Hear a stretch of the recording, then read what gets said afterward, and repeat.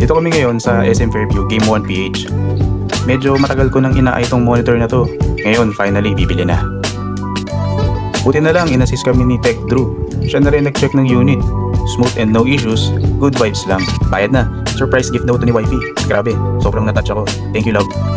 After noon, kain muna kami saglit. Celebration na rin for this mini upgrade.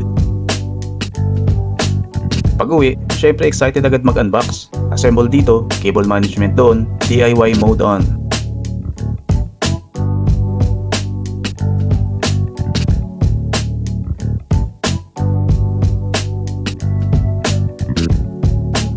Testing time, ang ganda ng display, smooth yung refresh rate, sakto for gaming and work, Gigabyte G34 WQCP for the win. Oh, next time, samahan nyo uli ako ha. Happy tambay everyone!